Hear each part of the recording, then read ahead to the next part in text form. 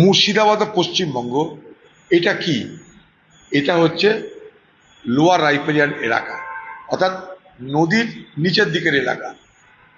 আজকে তিবেতের পাহাড়ি হোক বা যেখানে হোক, নামবে তো সেই উত্তরপ্রদেশ হয়ে বা বিহার হয়ে।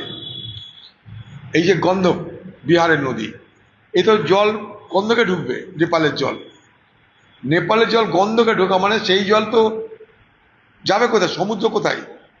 সমুদ্র তো সেই পশ্চিমবঙ্গে। সেই সমুদ্রে আসার আসা তো গঙ্গা। স্বাভাবিকভাবেই এই বিস্তীর্ণ গঙ্গার তীরবর্তী এলাকায় জলস্তর বাড়ার সম্ভাবনা কিন্তু প্রবল। ফলে রাজ্য সরকারের উচিত এই বিষয়টাকে মাথায় রেখে সর্বদা সতর্ক থাকা এবং অত্যাবশ্যক যা যা প্রয়োজনীয় যা যা কিছু আছে সেগুলোকে ব্যবস্থা করা। সতর্কতামূলক ব্যবস্থা হিসাবে গঙ্গা তীরবর্তী যে সমস্ত জেলাগুলো আছে সেই সমস্ত জেলাগুলোতে সতর্কতামূলক ব্যবস্থা নেওয়া, বিপদ আসার আগে মানুষকে বুঝিয়ে বলা বা এর উপরে পুরোপুরি নজর রাখা, কোথায় কি হচ্ছে না হচ্ছে।